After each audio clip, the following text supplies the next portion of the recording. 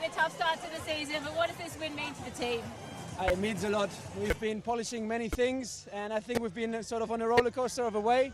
But we're refining details that are really important, and we could see today that we managed to have a very solid day, and I think that's the biggest positive for us. At the same time, that it's a bittersweet feeling because of the Aussie breakage.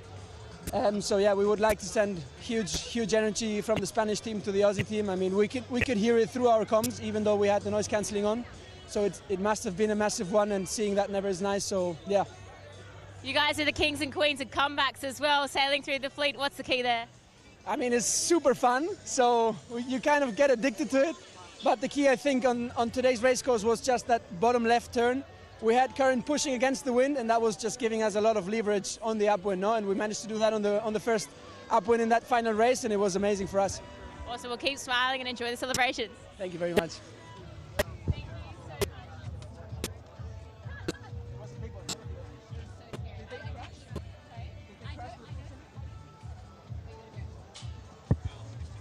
All right, let's go to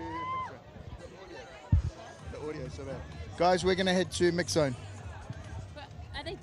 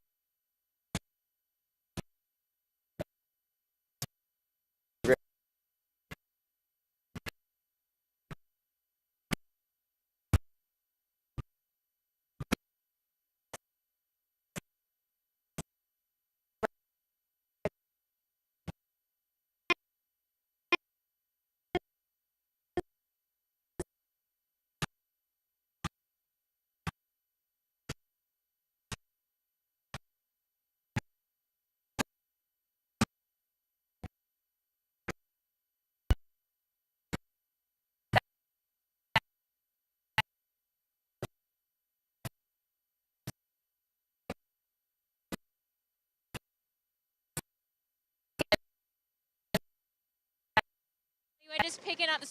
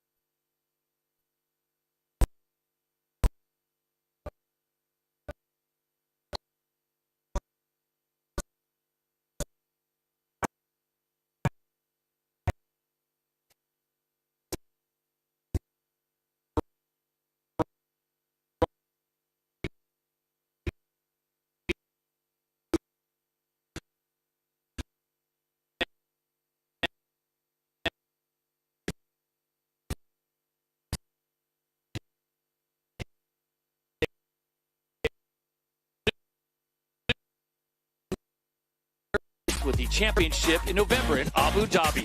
Before we kick off today's racing, here's a recap of day one in San Francisco with Hannah Diamond.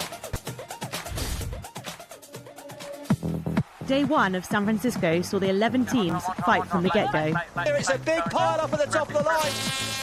Pierre's going to be gone at Mark 1 with that start. Absolute magic from the French. With unpredictable gusts coming down the mighty San Francisco Bay, there were plenty of opportunities for overtaking. The Black Foils, from nowhere, they're back with a bang. For the home team, it was a tough day on the water. The US team just had a massive incident. Oh, the Americans. Oh, the US team, they've had an absolute howler. France fought off the triple champions Australia to take the first victory in San Francisco. Spain once again showed why they are serious contenders this season. With a win in race 3 and a neat set of results, they are firmly inside the podium going into day 2. The defending champions from season 4, Spain, get the whole shot. Australia, despite not winning a race, they're right in the mix. They picked up places in every race and are in second, just 3 points from the top spot. The story of the day, though, was North Star Canada. So Canada will take the win in race number 2. They clinched the final race of the day with a classic match race move on France. He's coming, il engage, he's going to try and get over that. North Star Canada are going to get it done, Todd. The Emirates winning moment goes the way of the Canadians for the second time today, just edging ahead of the French. That was stressful.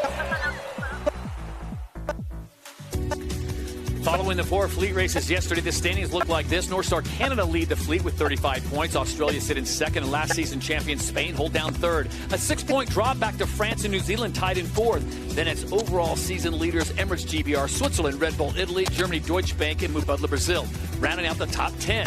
A rough start for the home team on day 1. Here is Stevie Morrison with today's race schedule. Well, we got 3 more qualifying races today, Todd. There's 10 points up for grabs for the race winner, all the way down to 1 point for 10th. 0 if you're last. We're going to accumulate the points, add them to yesterday's, and the top 3 teams will head to a winner-takes-all event final that we're looking forward to.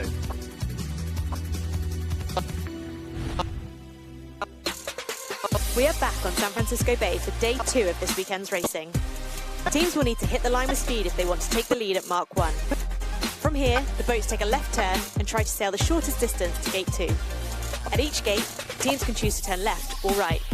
Remember, the boats can only sail at an angle to the wind and must factor both the wind and the tide into their strategy. The tide, shown by the blue arrows, will be coming in from under the Golden Gate Bridge all day, in the same direction as the wind, which means relatively flat water and will knock some of the power out of the gusts.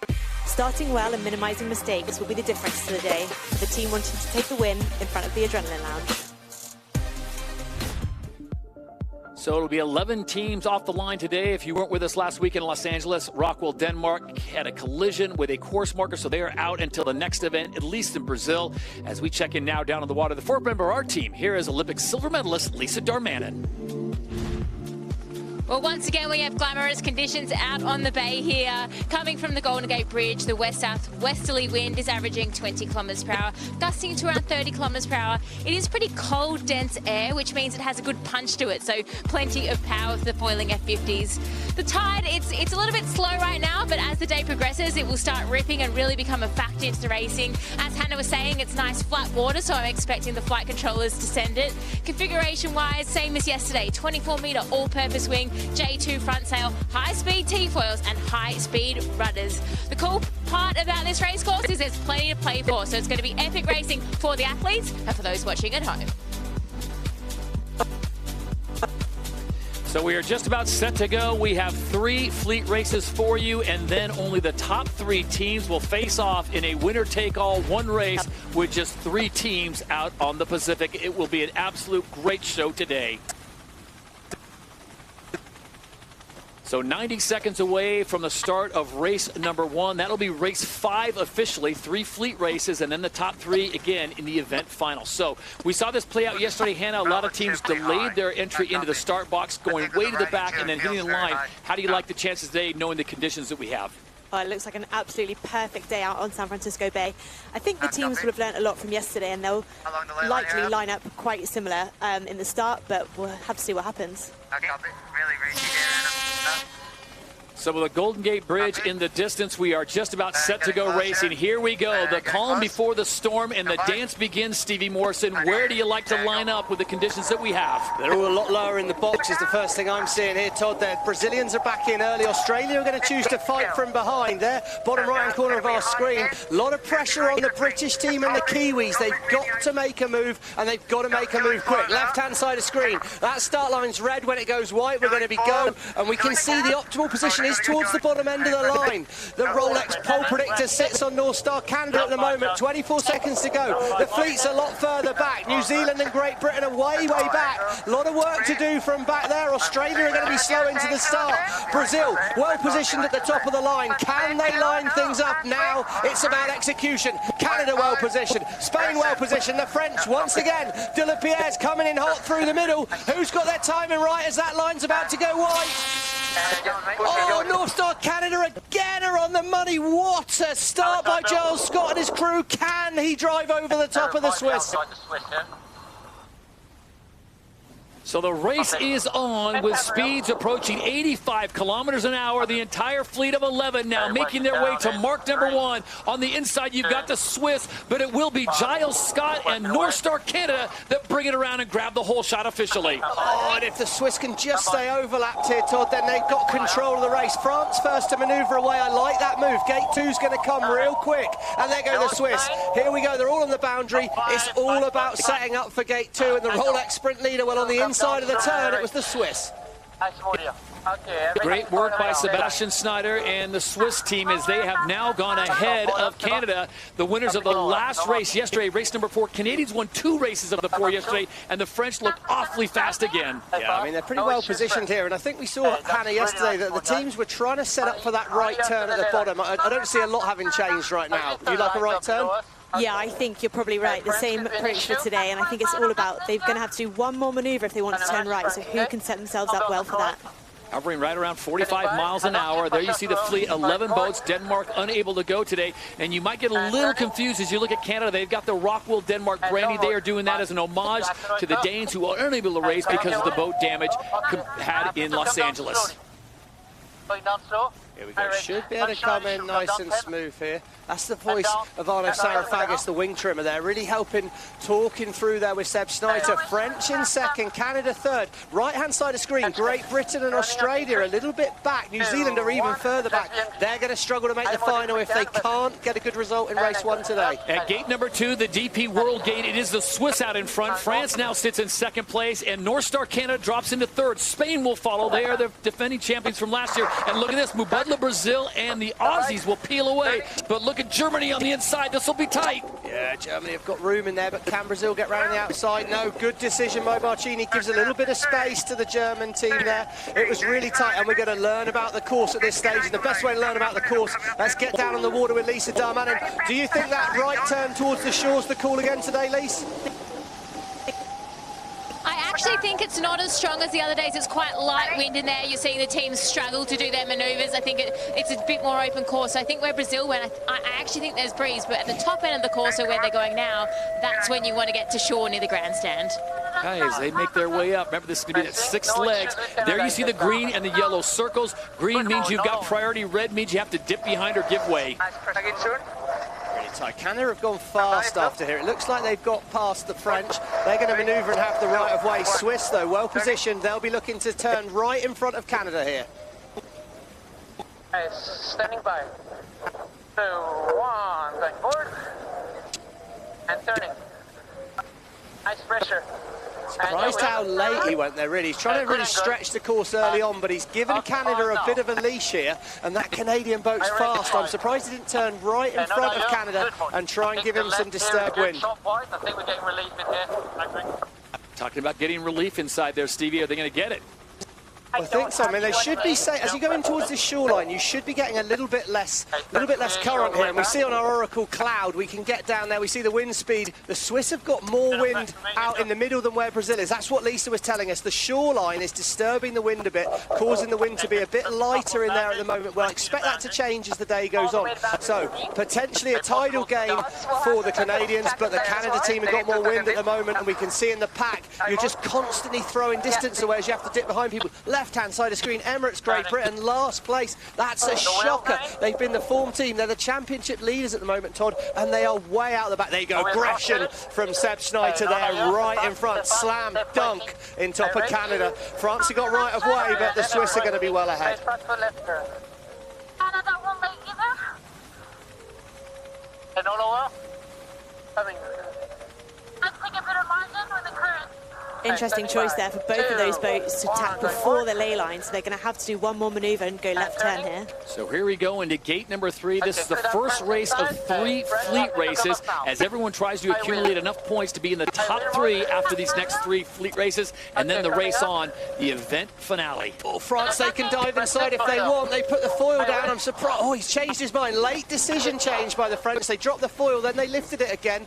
Indecision, I think, with this current is coming from the right-hand corner of our screen down towards the top left-hand corner, and that's like a treadmill pushing them, stopping them getting through the gate. So late decision there. Australia up to 4th, Spain in 6th, and in terms of the race for the final, just the points are going to be really stretching. Spain, France and Canada had such a good day yesterday that the other teams, Great Britain, New Zealand, have to make something happen. And that's as it stands right now. Remember, we still have 2 more fleet races, 10 points to every winner of a race, all the way down to no points if you finish outside the top 10. So there's still 30 points to play for here today. Things can change drastically in Sail GP. One thing we can tell you, there's plenty of parity. We've had 4 events so far in Season 5, 4 different winners. At the top, and a lot of boats choosing to go in towards that San Francisco shoreline. You can see there was quite good wind there, but right now, here we go, right turn for Emirates Great Britain. They need to make things happen. We're halfway through the race now, Todd. We just got one down, turning downwind, away from the wind at the moment. France are stretching out. They've gone fast there. Big gain to the right turn offshore. It was a late decision change by France and Quentin de la Pierre, and when we look at this head-to-head, the Oracle Cloud's going to take us in there, and it's going to show that wind speed on board. The French boat is good, but their average speed's a bit lower than the Swiss at the minute, but they're minimising distance if they're ahead. So as they get ready to go to the next rounding, we go on board with the Swiss.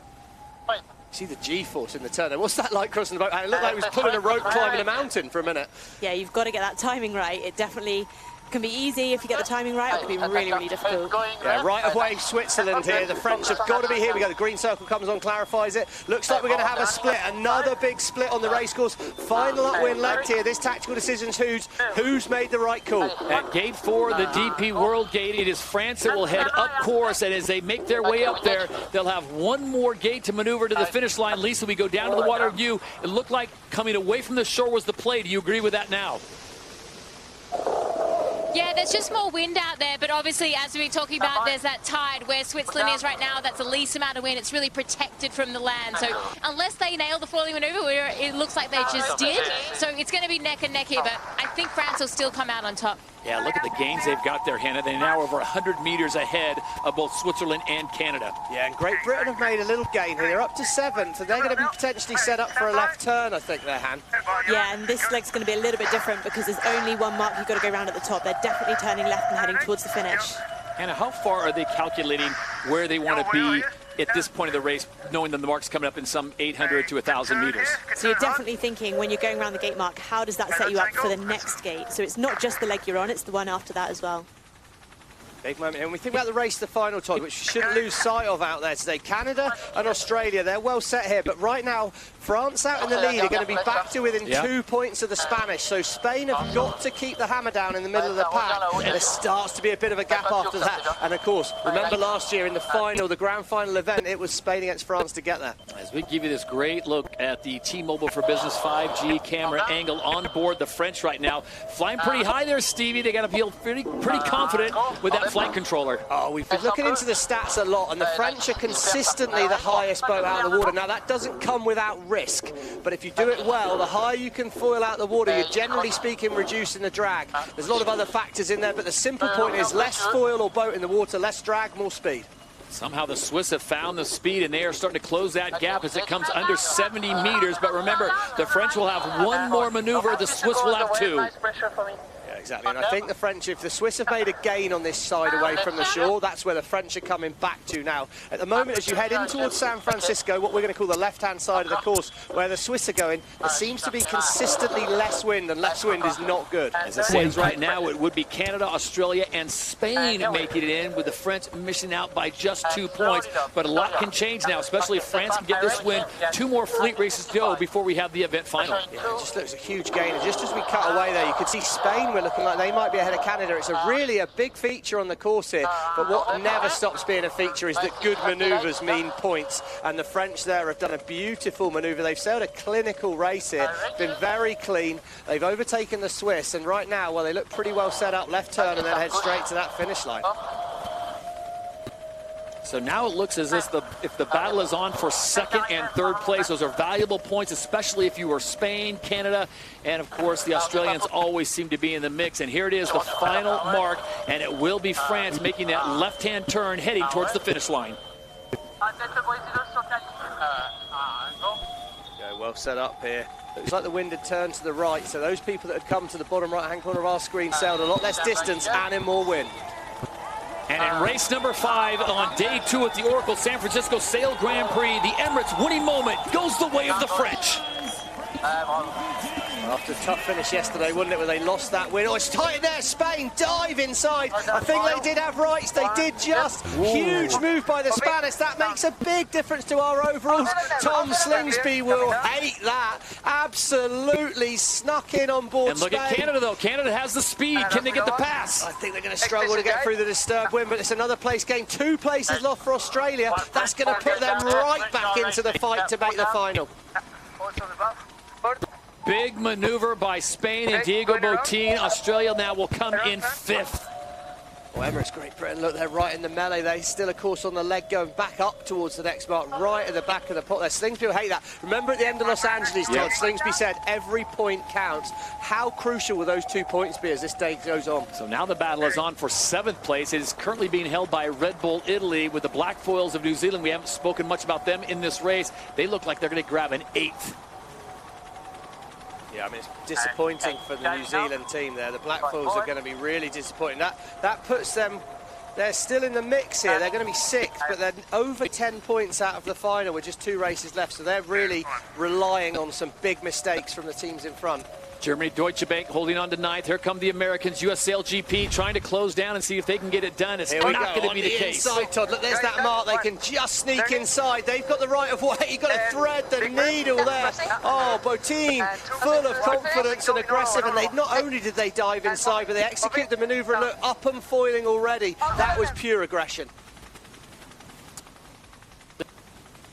What a great race as Germany Deutsche Bank just edges out the Americans to claim that point in 9th. The U.S. gets 10th, and Emirates GBR really struggling. They'll come across in 11th. So let's go back and take a look at a very exciting race number 5, the first race of the day on Super Sunday. Well, of course, the start was pretty clean, and Canada absolutely nailed their timing there. But it was the Swiss on the inside who really drove towards Mark 1 in a strong position. You see how high they were pushed. And here we go, crucial decision time. And when you're in the lead, you get to control that. Canada were held out by the Swiss.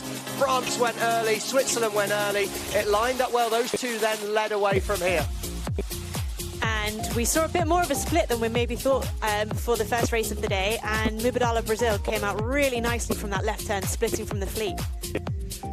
Yeah, and we see it was really tight the whole way through. There's splits in it, but what was the key feature I think we want to look for today is at the moment there's more wind away from San Francisco. So the left-hand side of our shoreline, that's where France go. Left-hand turn here, and they headed upwind. And what I'm hearing actually is that they had an incident with GBR after the finish. They got a penalty for not seeing them.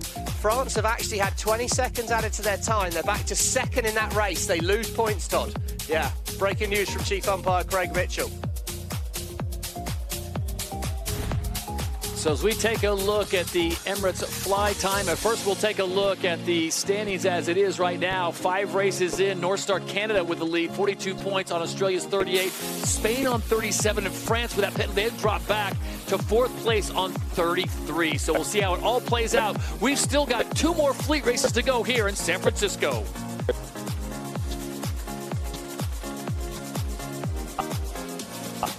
Now it's time to show you the Emirates fly time. Goes the way of the Swiss, 100%, Hannah. You cannot get much better than that. No, that's right. And these are just perfect foiling conditions for the F50 today. Off and running on Super Sunday here at the Oracle San Francisco Sail Grand Prix. This is event 5, the Rolex Sail Grand Prix Championship. And we are just getting started. 2 more fleet races and, of course, the grand finale, the event final here at San Francisco Bay.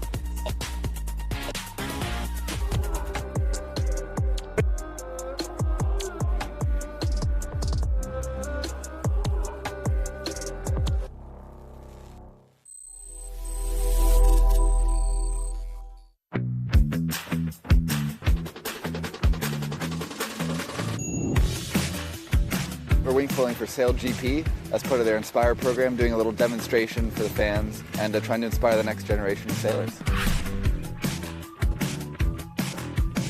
It's super exciting to be so close to the boats. They're just huge and so cool to see right there. We're looking at a little bit of rain, some clouds could affect the breeze, but hopefully it'll be a good day.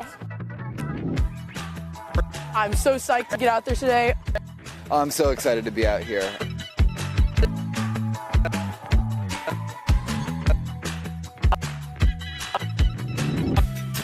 We set a vision to help improve social inclusion in our sport of sailing and foiling. So we're looking to break down barriers, showcase possibilities and create opportunities for people. So we've seen the wing foilers out here in San Francisco. This is the 2nd event this season where we've had local young wing foilers out on the water showing what they can do so that we can show young people across the world that they can do foiling too. We want to create opportunities for the future of foiling. We want foiling to grow. We want it to become a really established sport in the world of sport. And we want to just help get as many people into the sport, inspire the next generation to get out foiling. Sail GP's app takes fans to another level. Using Liveline AI and augmented reality, we bring you another dimension to your Sail GP experience. There's 5 wide around Mark 1. Both in the grandstand or when watching at home. Boy, look at the fans on the shoreline there. They'll be loving what they're seeing. With the latest GPS technology, never miss a second of the action with our fully immersive features such as live stats, umpire view, and go on board with your favorite team with every camera available at your fingertips. Download the Sail GP app now to be part of the action.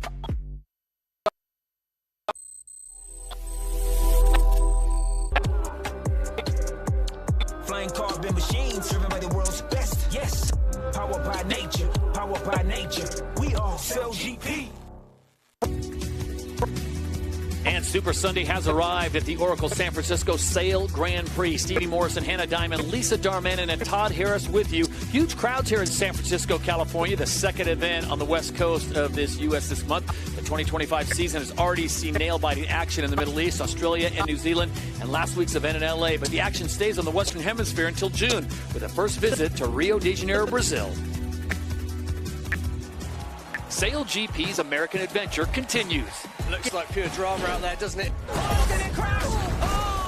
For the first time, the league heads to South America and Rio de Janeiro, Brazil. Then, the Big Apple is the final stop on the 4-part Americas Tour. Oh, that's a disaster. It was so tight. Make sure you're in the grandstand at Governor's Island to witness the F50's flyby in New York City. Looking forward to that great racing both in Brazil and New York City. We are now just 80 seconds away from the start of the 2nd race of the day. This will be race number 6, and to confirm what Stevie Morrison reported earlier, it is France that officially gets the win in race number 5 as France is delegated back to 2nd. So that's a big maneuver, Hannah. We talk about it, every point matters. They get 1 point less. Yeah, and that's going to be really crucial for the race to the final. They're going to have to keep pushing these next 2 races and see if the chips fall in their favor. All right, so everyone going into the start box now, 50 seconds to go. It is the Americans that lead it in. They need a big result here, Stevie, in a big-time way. But if you're Canada, Spain, Australia, France, do you play it safe here? I'm not sure you can at this stage. No, I think you've got to get you can't. There's no playing it safe in this start. You've got to get off the line. If you're in the pack, anything can happen. But for New Zealand, for Switzerland, for France, you've got to go and win this race if you want to have a shot at it now. Right-hand side of the screen, Emirates Great Britain. I think they've blown it in terms of making the final. They're on damage limitation. Top of screen, New Zealand well positioned. De La Pierre once again out back. He's coming in hot, and the Rolex predictor sits on board the Italians, but they're going to have to execute, and they've got a few people charging at them here. 13 seconds to go. I like New Zealand and Italy in the middle of the line. 9 seconds, 8 seconds. Australia are going to be late. The Kiwis are going to come through fast. You've got to win this race, Peter Burling. How have you got it timed? Oh, they're fast in the middle of the line. New Zealand, the black foils are going to have the quicker angle, but Spain, I think, will be able to hang on the inside. It's going to be an absolute drag race to Mark 1. Almost neck and neck, the champions from last year and the black foils, New Zealand, as they approach mark number 1 here in race number 6. Oh, Emirates Great Britain have done a great job of hanging on the inside. Australia going well as well this time, and it's Canada and France out the back that we get to. Oh, big incident! Emirates Great Britain, they put it down there. They got 2 heeled over. Oh, they've just had a massive incident. Spain have had to peel away, and Emirates Great Britain, oh, it just keeps getting worse for them. Look, middle of the pack, just getting sailed around there on aboard Emirates Great Britain. They just got 2 heeled at Mark 1, and it all went badly wrong, I think. Spain, they've capitalised on that. They're away, and New Zealand in second. Well, New Zealand have got to win this race and hope that Canada and Australia drop back in the fleet. Here we go. We're going to a little replay, Todd. Here we go. Watch the left-hand side, the rudder there. The boat's going to heel over a bit. The rudder's come out. There you go. Rudder pops out. There's no downforce. All of a sudden, the downforce goes, and it gets very, very wet. Left-hand side of screen, a 60, 70, 80 kilometres an hour fire hose for Hannah Mills in the bottom cockpit there. She's going to take some recovering from that. And now, back on the racetrack. Well, the black foils are going to try and cut the corner here. They've got to try and get the inside at the bottom of the course. Diego Botín doing a great job there defending his position. So does Spain in first. New Zealand sits in second. Here comes Australia lurking in third. The Italians also there in fourth. And it looks like Seb Schneider's going to try something. He's going to carry this and stretch the course. Yeah, trying to push a little bit wide. I'm surprised a few more boats might not think about turning left. You see this confused water? Right. That's the current line. So that's because the tide's starting to move from right to left a bit more, and it is different from close to the shore and offshore. So there will be a difference of tide here. There will be a current against you, and I think New Zealand are heading back to where there's more wind. So, Hannah, can you sail through that mess right there in the center of the screen? Is that treacherous, or you just cut right through it? You can definitely sail through it, but you'll feel it on the foils. The flight controllers will have to deal with that all the way through. But the difference is going to be what difference it makes to your strategy. I think the Kiwis have had to turn that way because of where they were set up, but we'll see how they come back. Speaking of the conditions down in the water, let's check in with Lisa Darman. And Lisa, has anything changed since the last race in the last 10-15 minutes? Yeah, it actually looks quite a bit lighter across the course. So those in the back of the pack, they're definitely struggling a little bit more. Still think that there's options to sort of play the tactics. I guess it's quite gusty out here still. But yeah, overall, a lot lighter and more challenging. Moments ago, we took you on board that T-Mobile for Business 5G camera angle. You got a good look there as Spain has now stretched their lead out to almost 100 meters. New Zealand sits in second, Australia in third. Here comes Red Bull, Italy, Switzerland. And Seb Schneider, Stevie, they're feeling some confidence today. Yeah, I mean, they've had a good year in the middle of the race. I saw on Kyle Langford, the wing trimmer on Red Bull Italy. So I saw on his Instagram, he said we're second in the B fleet. And there has been a little bit of a sort of split in the fleet, I think, that we've seen. But the Swiss are very much striding towards the top of that, making the gains they need to make. And here we come into the Oracle Cloud. This is the head-to-head we want to see. We see there the Kiwis, they're going fast and their average speed is highest, but they're not quite tactically putting it together. I think that the Spanish at the moment, look, they found a little rotation in the wind. They're sailing nearly directly up these ladder lines, whereas New Zealand are not making a lot of progress towards the next gate. So big gain, and it's a tactical gain by the Spanish right there. And there you see the race to the final on the left-hand side right now. As it stands, you'd have Australia, you'd have Spain, and you'd have Canada in, with France just missing out. So expect the French, Hannah, to start pushing it, maybe taking some more chances? Yeah, I think they're going to need to. I mean, Canada are back in 11th at the moment, but for the French, if they can just pick up a few more points in this race, that would make a better case for them making the final. Big problem for them, Todd, Spain being out in the lead. They're their closest rivals, the Spanish, at the moment, but not at the moment because Spain are just heading off down the road. Australia well set at the moment in the race to the final. They're in good shape, but Spain would be leading the overall standings at the moment. And again, New Zealand Zealand. Well, they've got to get a good result here. They've got to take it on. The Rolex chasing time, they're within 2 seconds, but for me, it's a bigger lead to the Spanish than that. So here comes a maneuver almost in sync with the black foils behind them. It is Spain out in front, New Zealand sitting in second, top of your screen. That is Australia coming in as well, with the Swiss sitting in fourth. This is gate number 3, the top of the course as they'll spin it around. This is leg 3 of 6, so halfway through this race. Remember, we still have one more fleet race to go before we cut the field to only the top 3. Could be a good little moment for Australia here. I imagine they're going to try and go right turn. They've got to keep clear of New Zealand, but leading off of a right turn, I like that move by Tom Slingsby. He's opened up the course here, and he's potentially sailing back to the side where there's been more wind. Watch the US. Constant communication on board the boat. Speaking of communication, we want to communicate once again with Lisa Darmanin, who's down in the water. Lisa, we're starting to see the fog kind of creep in on that top end of the course. Is that going to affect the conditions at all?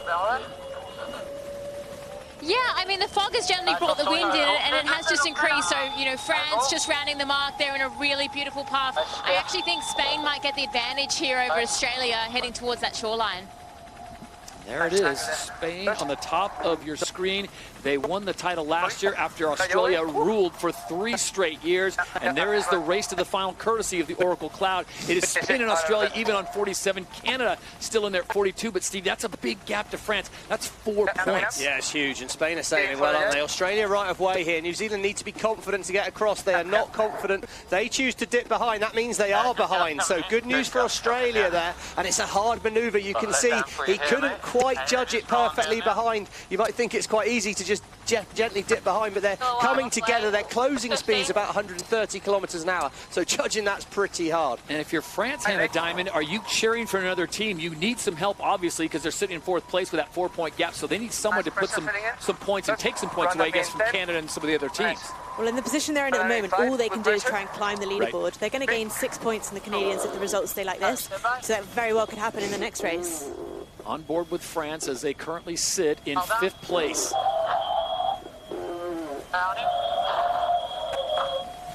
Spain has made the turn. Australia will split the course. Here come the Kiwis. Looks like they're going to follow Spain, and then Switzerland in 4th.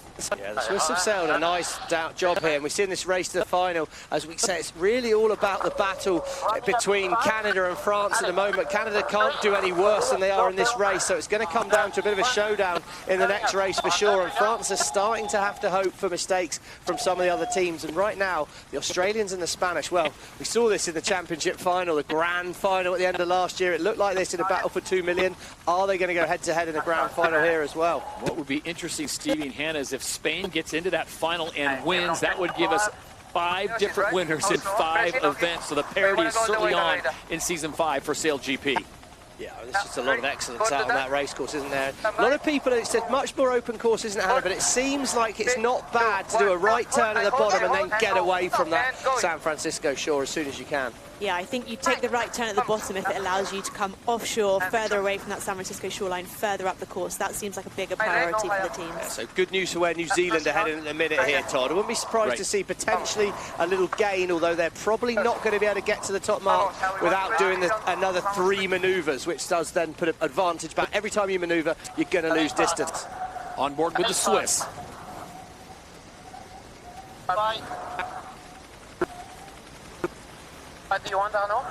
Press a touch. Look at the different boat speeds here, Todd. Bottom of our screen, New Zealand, well, they're just turning. They're at 55, 56. Australia have taken a long time to re-accelerate in the lighter wind near the shore there. As we see, the Spanish are going all the way into the shoreline. They're nearly at the ley line, but they're going to have to do 2 more manoeuvres. Australia, if they can get to this yellow line at the bottom of our screen, that's the ley line. That's where, in theory, you should be able to sail parallel to that, make it to the top mark. Could be one last manoeuvre for Australia. Could be a chance to put a last-minute overtake on Diego Bortinen team. This is the penultimate leg of race number 6, the second race of the day on Super Sunday from San Francisco. Look at that view as Spain comes in trying to protect their position, and there you see the Rolex chasing time between France and New Zealand. Why do we show you that? Because France is currently in 4th place, and they are trying to pick up as many valuable points as possible. Yeah, they've gained 1 up here, haven't they? But it looks pretty well set for the Spanish. New Zealand, well, can they get across in front of France? France desperately need points. I see the mark. Yeah, this is going to be really crucial for France because at the moment Canada aren't picking up any points from this race at all, so they need to be up in third or fourth to give them the best chance of making the final. So Spain makes the turn on the final mark, and it is straight to the finish line for them. It looks like Australia will have to settle for second place as Tom Slingsby unable to reel in Diego Botín, and those are the two champions in the 4 seasons contested so far in SailGP, and the Emirates winning moment goes the way of the Spanish here in San Francisco in race 6. France are potentially going to be back behind the Swiss here. They've got the right of way, but Switzerland done a great job of coming wide. Let the French in. Now drop the hammer. Pull the accelerator and push, push, push, push, push. Whoa. Beautiful work by Seb Schneider. They set that up well and executed it brilliantly, but that's not good news for the French. Another place dropped. That's going to leave them quite well behind the Canadians as it stands. And can Canada gain any more points on this final upwind leg for them? So France with that new markings on the wing, with Kylian Mbappe being part of that team. The good folks at L'Oreal also joining the party.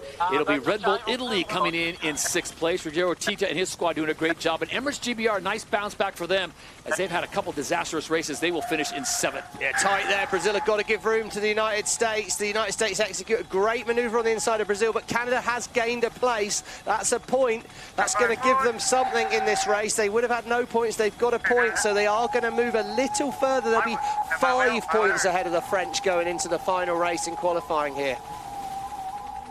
That can turn out to be a huge situation as the Americans come through. Good race for Taylor Canfield and company as they finish in 8th place. The Brazilians grab 9th, and the final points going to North Star Canada, with Germany Deutsche Bank being kept out of the points.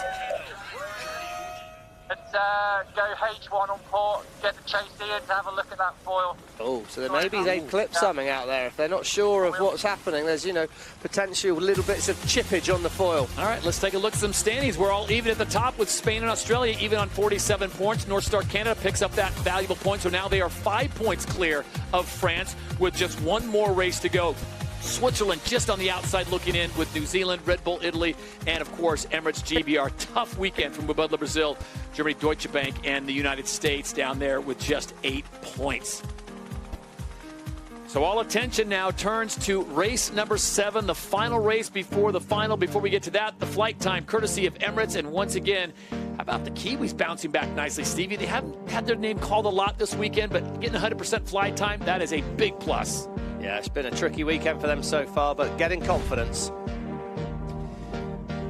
So we have reached the 7th and final fleet race. After that, only the top 3 teams will race out on the Pacific in San Francisco in front of a sold-out crowd. It is Super Sunday at the Oracle San Francisco Sail Grand Prix, the Rolex Sail GP Championship.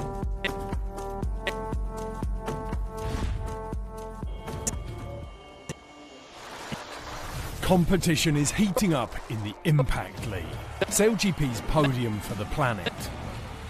Judges allocate points to teams that take action to protect the planet and make sailing more inclusive. There are 4 focus areas across the season: race to zero waste, accelerating inclusion, climate action, and breaking boundaries.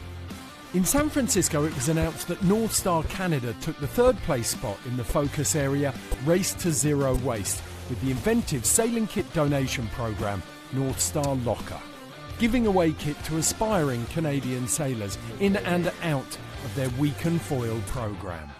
We have 11 North Star lockers across the country. Local clubs are getting involved in upcycling their own clothing, and that way the pieces get a second life and don't go to waste. So we've saved something like over 100 kilos of clothing just this season. Emirates Great Britain were awarded 2nd place for their programme of reusing sailing kit, choosing to repurpose rather than reproduce kit. Independent judges also praised Emirates GBR's efforts to learn more about micro-recycling in Sydney and their climate-focused content series. It's absolutely incredible what they do here at Banish, and to see the level of detail and what you can create when you've got to do it properly is really sustainable in the future. But it was Mubadala Brazil who took the top spot in Race to Zero Waste for their incredible work on Pombeira Island, Guanabara Bay, Brazil. Uma ilha que de longe parece paraíso. mas quando a gente chega aqui, a gente percebe que onde a gente está pisando é praticamente só plástico. With help from local fishermen, Martine and her team helped clear over 4 tons of waste from the protected island. The most we can do on our teams, within our reach is always very important, but it's also very important to spread the message. So I think the education part of it was also pretty important. So just moments away from the start of race number 7, the final fleet race, and it is a big moment for Team France. Just a short time ago, Lisa Darmanin caught up with the French to find out their strategy in race 7. Conton, it's all full on here, fighting for every point. How is it? Yeah, it's really nice. I mean, good fight with the Swiss on this one, and I mean the conditions are awesome, so it's good fun. And Kevin, it's pretty intense out here, trying to get the most out of the F50, fighting to the very end. What's the key? The key is to get the boat upside. It's really tricky, and the boat is accelerating really fast and decelerating also. So try to get a good average in boat speed, and boat is easy. And full throttle for the start. Is that the plan for this one? Yeah, of course. Start is they are really important. Yeah. Thanks, guys. Good luck. All right, thank you, Lisa, as the French now have to pull off some serious magic here as we are under 4.5 minutes to go until the final fleet race here in San Francisco.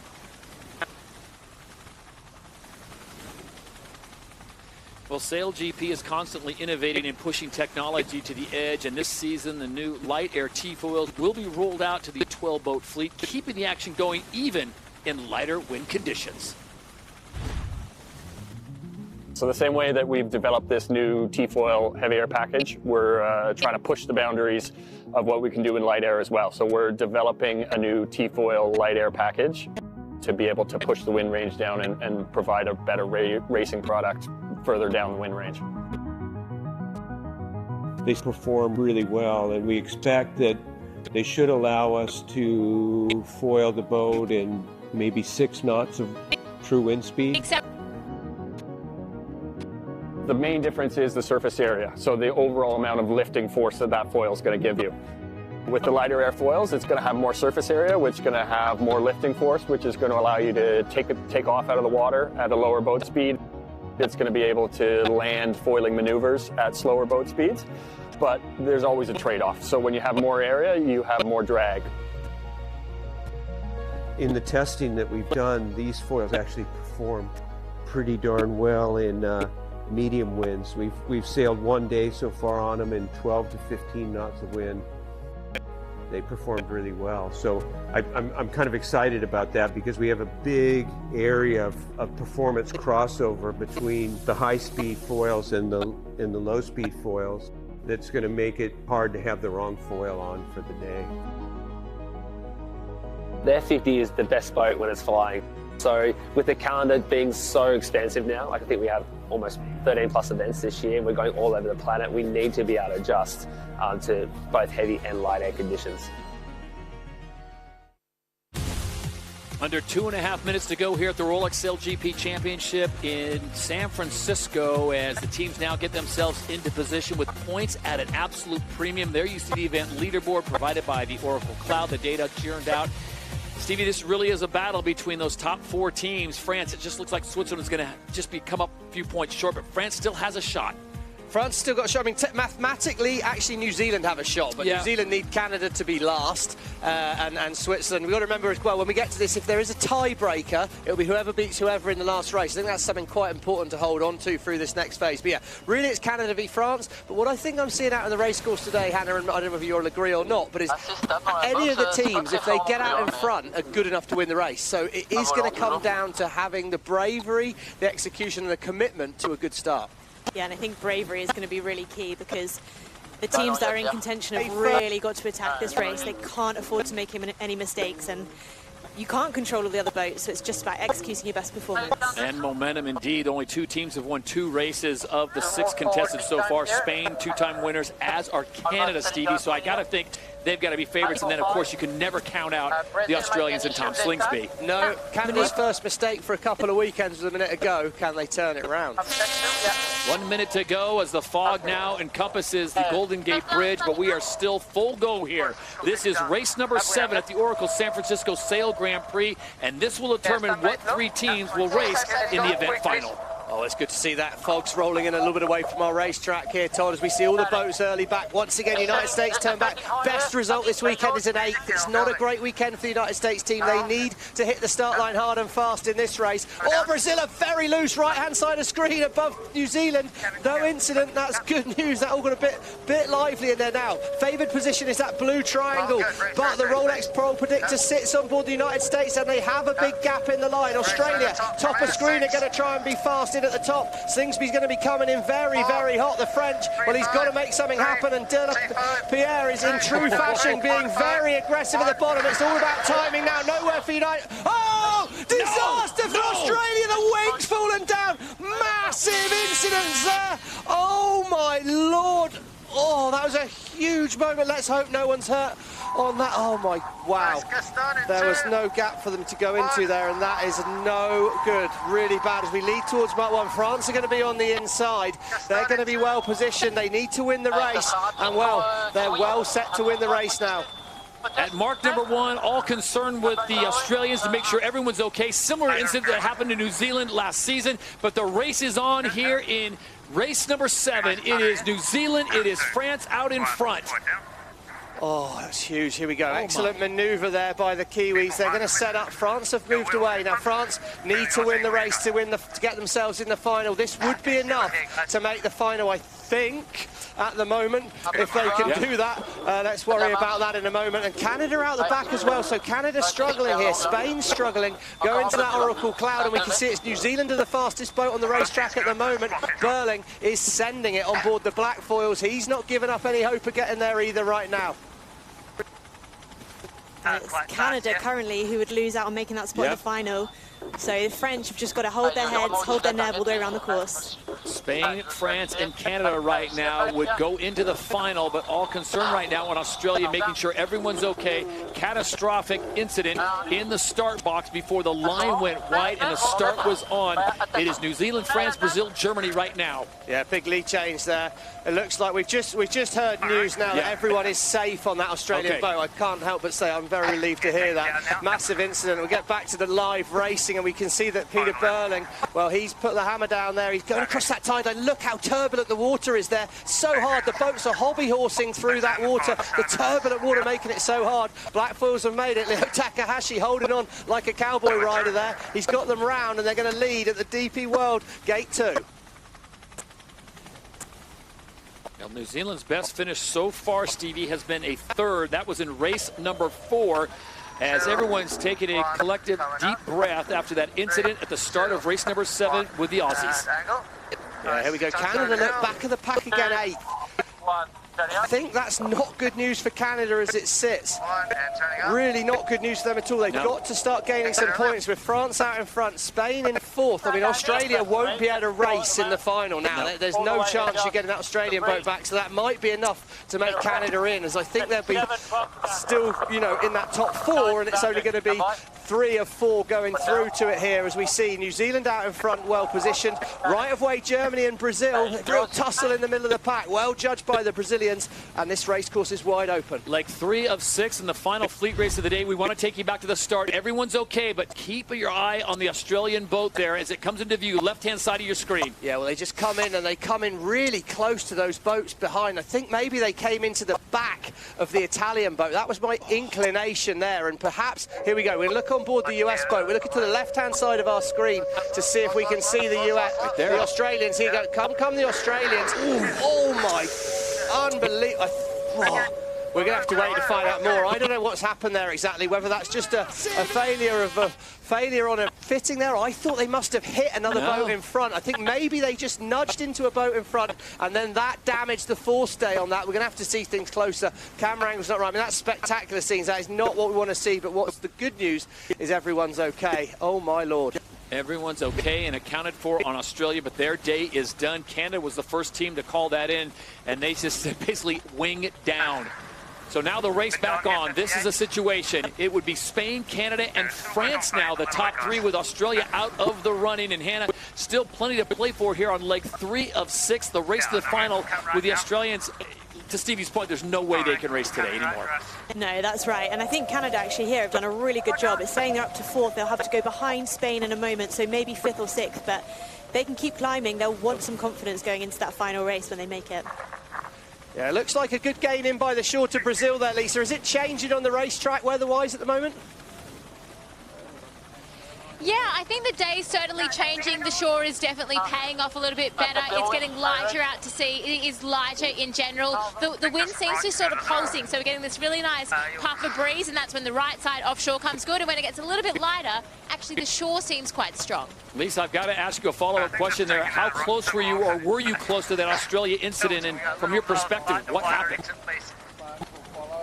Yeah, it was terrifying. I was right near them. It was a huge bang. It looked like as they came in, they were looking for that gap. Big side slip and that side force, you know, in the past, maybe it just basically the wing stayed and the boat went sideways, and yeah, it just collapsed. And glad to see all those heads pop up okay. Absolutely. So all the Australian teammates on board are safe and accounted for in another tight situation here. Jason, they've got to keep clear. Comms were off. Wow, Giles Scott. Cat-like reactions by Giles Scott. Well done on board North Star Canada there. That was a huge mistake by the Swiss team. I think the boats are okay, but they big penalty. There you go. Yeah. That was a no-brainer for Chief Umpire Craig Mitchell in the Emirates umpire studio there on the bottom left-hand corner. Just not seeing it, or the comms weren't right. I don't know. Everyone's flustered, Todd. Stevie, I've got to figure this race number 7 here in San Francisco is going to age Craig Mitchell about a decade just on this weekend alone. Yeah, certainly not proving to be lucky number 7 at the moment, but right out in front, New Zealand are stretching away. France are still doing what they need to do, and Canada, well, they're maybe starting to get the wheels back on the bus. The boat's in one piece, that's the most important thing, and they are making gains through the fleet. They're just doing the simple things well, Hannah. Yeah, they are, and you know, unfortunately for New Zealand, this won't be enough for them to make the final, but to take the last fleet race win would be definitely something that's good for them. So Canada, that was mired back in 9th place, they have moved up to 5th. They have righted the ship, so to speak. Spain sits in 4th place right now, and there you see it, courtesy of the Oracle Cloud. The race to the final, Spain on 54 points, Canada 49, France in at 47. And Australia, with that catastrophic incident in the start box, their day is done. So that's what we're looking at right now. Now, things can change. This is like 4 of 6, but the way it plays out, New Zealand looks like they're going to pull off a win. Stevie, I don't think France is going to push it too hard, but look at Brazil coming in with a 3rd. That would be huge for them. Brazil sailing great in this race, and in fact, it's meant the French have had to shut the door on them and try and block them off. Points are tied at the moment, and it's a tiebreaker gets you through to the final, so they are level on points, France. They need to really stay second, but then the Aussies aren't going to sail, so even if they're behind, the French will be in the final. But you can see the Brazilians. This could be a season-defining race for them in these tricky conditions. They're starting to really look at grips with it. Marchini, look at that. She's going to put an overtake in on the French here. The Brazilians are on fire. Of course, the next event will be the NL Rio Sail Grand Prix. That's coming up May 3rd and 4th in Rio. This is the first time Sail GP heads to South America. And right now, all we're thinking about is Australia. Will they be able to sail in time for that race in Brazil? Back to live racing action. This is like 5 of 6, the penultimate leg. It's up to the top of the course and then the left-hand turn. And as the black foil is putting distance on everyone, but this is a little too late, Hannah, as the Kiwis did not have their best form on Saturday. No, and all of these races count for even, so, you know, you've got to put good results in on both Saturday and Sunday if you want to make the final. Yeah, Spain, look at this move. Spain have the right of way here, Todd. It's definitely more wind towards the bottom of our screen, away from San Fran at the moment. Lisa said that's changing around, but it's a big gain to Spain.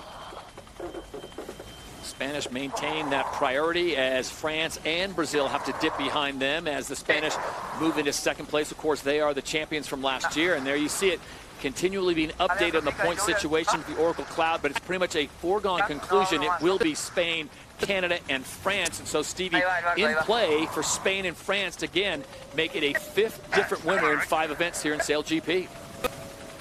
Yeah, so I think, and I'm just going to clarify things here. Even if France drop back and are 4th on points, because Australia can't sail, we will have 3 boats in the final, and it will be whoever's in 4th. So, you know, terrible news obviously for the Australians, but just so everyone's aware, even if we see France end up 4th on the points, they will race on the final here. So it's pretty much, we're going to look at those 4 teams. New Zealand, I don't think, are going to be able to do enough from here, despite the race win, but the French are still sailing well. They're still right in it. Canada did have a little bit of a buffer as well. So it's been a great final race for New Zealand. They've just been really hamstrung by the starting this weekend. And when they get a good start, which they did here, look at that. They just put on a masterclass. Yeah, 2 8th-place finishes out of the 7 fleet races really kind of did the Kiwis in, and we know they'll bounce back big time in May when they get down to Brazil. But is New Zealand, Spain, France, Brazil, and Canada the top 5 as they make their way around? It'll be the Kiwis, the Black Foils, as they'll bring it home in front of the sold-out grandstand here in San Francisco. And it will be the Black Foils, the New Zealand squad, as they get the Emirates winning moment. The Kiwis win race number 7. Fans from New Zealand, maybe not the right time to be talking about it, Todd, but you see left-hand side of screen, United States are back to 10th, home event, no event's better than 8th. When are things going to change? Have things got to change? What have they got to do, Hannah?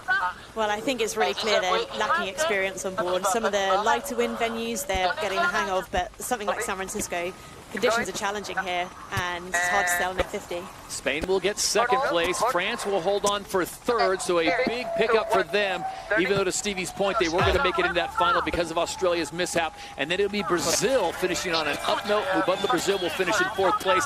Canada will come into 5th. Starting to get gusty in there. Brazil, what a great result by Mubadala Brazil, Marcini Grail. They're going to be really happy. And Canada, they didn't make it easy for themselves today after a bit of a masterclass out there by them yesterday. They were the quality of the fleet, but right now, I do think that Spanish team are the form boat going into the final. Last 2 races, the momentum's really with them. Emirates GBR will finish with a 6th on the final race. The Swiss, who've been really sporty, Steve, over the last 2 days, they've been sailing with so much more confidence. They will come across the line and finish in 7th, just barely ahead of Germany Deutsche Bank, who will finish in 8th. And now the battle is on. Who's going to get 9th and 10th? And it looks like Red Bull Italy just ahead of the Americans. Penalty sign up on the Americans. It was for a boundary penalty, so I would have thought that will scrub off fairly easily here. But they're in a big gust of wind at the moment. They're diving for the inside of the line. Looks like Roger Tita's going to get through in 9th. And yeah, I mean, that's a tough weekend for these newer teams, the lesser experienced teams in these big conditions here in San Fran. Well, there's going to be some sore wounds, sore egos out there in those boats.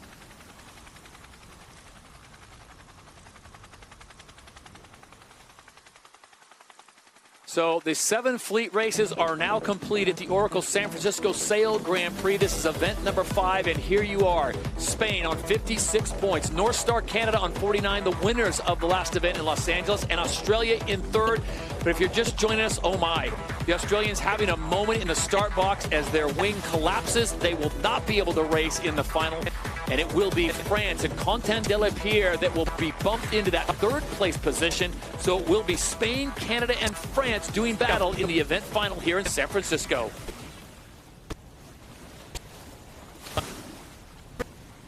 So now the debrief begins, and for Spain, Canada, and France, it'll be a quick turnaround. We go on board with the Spanish squad, the defending champions from season 4.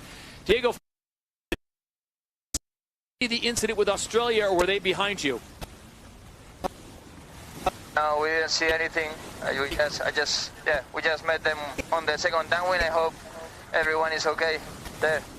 Yeah, Diego, well, we can tell you we've heard that everyone is okay. I mean, obviously, very, very frightening incident out there. Now, take us back a little while, and you know how to win here when it really matters in San Francisco. What's going to be crucial for you in this final? The start is going to be a big one. We're going to focus to try to be first at M1, and if not, there are also some opportunities around the course, and we will try to play it better than the others. Florian, we have to ask you as well, if you have a moment, what is going to be the key getting to that line? Because when you guys get a good start, Florian, you guys are tough to beat. Yeah, we want to get ripping like we did last year, and we already spoke about the plan. We won't change much, but it feels like in the final races, boats get engaged and one is free. So we'll try to be that boat sailing more freely on the start line and then try to defend from there. But yeah, we're going to push as much as we can, and we know. Diego Botín, Florian Trittel, thank you for your time, gentlemen. They are the defending champions from season 4, and they will be in the final here in San Francisco after an exciting heart in your throat moment. Race number 7, Stevie, here it is one more time. Yeah, well, there's a lot of drama at the top of the line, but it was New Zealand that managed to find space and speed at the gun, and well, they were absolutely blasting into that first mark. They were just absolutely clinical in there, but yeah, well, this is a huge moment. We're going to debrief what happened. Either a lot of side load going through the rig, or they caught something, I'm not sure, but obviously terminal for the Australians, and we just wish them well in the journey towards Rio from here, of course. But yeah, we just see that when you're out in front, and as a Diego alluded to, if you can lead at Mark 1, doesn't half make your race look easy. Burling made it look a masterclass from there. Yeah, not only is it easier to sail the boat, you also get the choice of which mark you take much easier. So getting out in front in conditions like this is really an advantage. But we saw the middle of the fleet again, really tricky to get around those gate marks without interacting with other boats.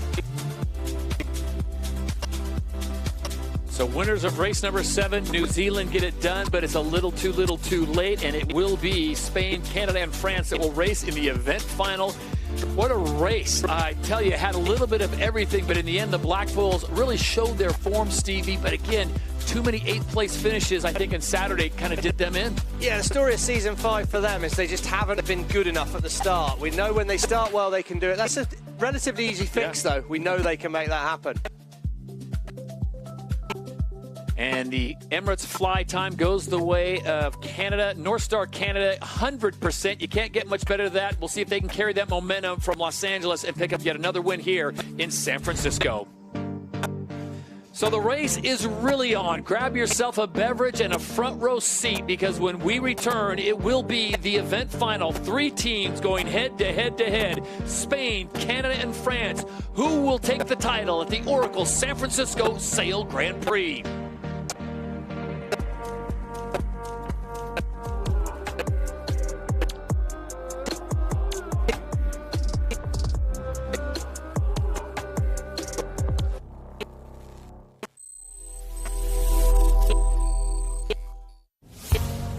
SailGP, in partnership with Emirates, is collaborating with ReefGen. We're trying to drive the cost down and the scale up for underwater habitat restoration, with a specific focus on seagrass meadows and coral reefs. This will help train students from the Northwest Indian College in advanced seagrass restoration techniques using ReefGen's robotic systems.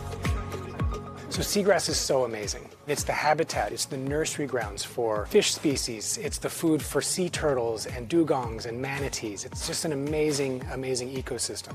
On the downside, they are getting destroyed a lot by either dredging or pesticides or just overnutrition from fertilizers getting into the water. The athletes got a chance to come and take the robot for a spin, so they got to be on the controllers. I got to drive the little robot around with looked like an Xbox controller. It's pretty cool stuff. High tech, as you'd expect here in San Francisco. And we got a little go at driving the robot, which is really cool, in the tank, and just learning about everything to do with seagrass and its kind of place in the ecosystem and how important it is to look after it. They plant seagrass something like 5 times faster than a human can do it. Anyone else want to play? Here we saw the importance of seagrass, but also like everyone being aware of how important the sea is to our living. You know, it's not only food, it's not only protection, but it's like the life within it is responsible for keeping it how it is. And if we take that life out of it, it's just going to slowly degrade. So our mission is to get our systems into hands of practitioners on every continent, in every ocean, so that we can see and believe that underwater tractors can make a dent in the problem. Robots can be a force multiplier for good.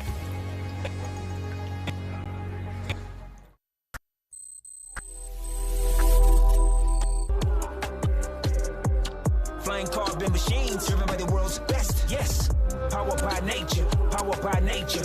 We are SailGP. Super Sunday at the Oracle San Francisco Sail Grand Prix, Event 5 of Season 5, the Rolex Sail GP Championship. Stevie Morrison, Hannah Diamond, Lisa Darmanin, and Todd Harris with you here, the City by the Bay. So there are the 3 teams that will be competing in the event final. It will be Spain, it will be Canada, and it will be France. What a turn of events as the French, Stevie, who we've seen be eliminated by a point multiple times, they now are on the receiving end of a good break for them, and they're in the final. Yeah, I mean, you know, they made it hard for themselves, but they're there and they're going to want to make it count right now.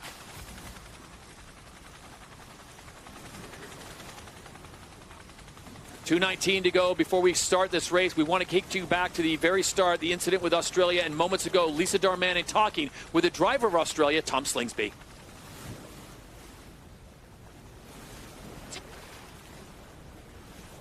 Tom, obviously absolutely devastating news for your team. Just let us know sort of that feeling on the boat, and is everyone okay? Yeah, it's a bit of shock, obviously. Very scary situation. We all are unharmed and we're all okay, but when something like that happens, all you think about is everyone going to get through this? And yeah, fortunately, we're all safe, and that's the first priority, and now we just got to try to save the boat as best we can. Yeah, big salvage operation happening here. Sorry to hear, I guess it was a good day and then just devastating. Yeah, no, it's heartbreaking. Obviously, the results and the points are what they are. We're not even concerned about that. It's just saving the boat the best we can.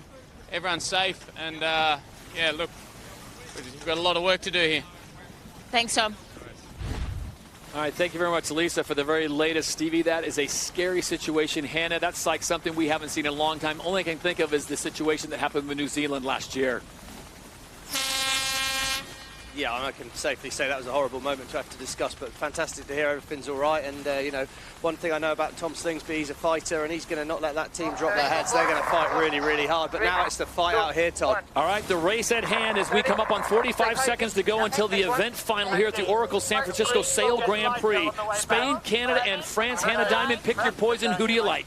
Oh, that's a tough call here. I think the Spanish are lined up nicely, and I wouldn't bet against them. Well, here we go. You can see that you're all going to be trying to get the downwind inside under the line, and the attackers in this situation are going to be Canada. They're the furthest back. Spain have kind of made their bed, and they're looking to put it out. Here we go, 15 seconds before the start of the event final. All about being clear at this start is what Diego Bortin said. As we can see now, out of the fog, it's going to be North Star Canada threading the needle between the fleet here, looking for that line to turn right, and it's all about the timing. Oh, the French have nailed it, Todd. They're on the inside, they're fast, they're foiling hard, they've got the right of way, and I do not see anyone leading this French team ahead at Mark 1. Like a scene out of Master and Commander as they emerge from the fog and they approach mark number 1. It will be the French who get in just barely into the event final, and they will pick up the whole shot here in San Francisco. Oh, they nailed that start when they needed to. They came through on the attack. Spain are going to have a lovely dive down at Mark 1 and expect them to manoeuvre away first here. There they go in the background. That had to be the call in third place. Canada move away behind. Not the best manoeuvre, and France cover. Now it's going to be a sprint as they all try and line up gate 2. That's the first opportunity for a split, Hannah, but I love where the French are right now. Darker patch there, looks like they found breeze. Yeah, and the breeze has definitely picked up since the last race, so they've got to be aware that the manoeuvres are going to be slightly different, but Spain had to split at that point. They had to make that first manoeuvre, but I think France are lined up really nicely for the bottom gate. Don't need to speak a lot of French to understand that super means they're pretty happy on board that French boat right now, and they've really got a big lead, 100 metres there. We see in that Oracle cloud is telling us that they are just constantly faster on board the French boat at the moment. They're just in good breeze, they're moving ahead. And now at gate 2, big decisions. I suspect the French will take the right turn. They'll keep it simple, one more manoeuvre right turn. The interesting one, Spain. Spain manoeuvre early. I suspect they'll look for a left turn, try and split the course, but is there opportunities on the race course for an overtake, or have the French already done it? There's the maneuver as the French come in now at the bottom of the course. This is gate number 2, the DP World Gate. It is France by 100 meters.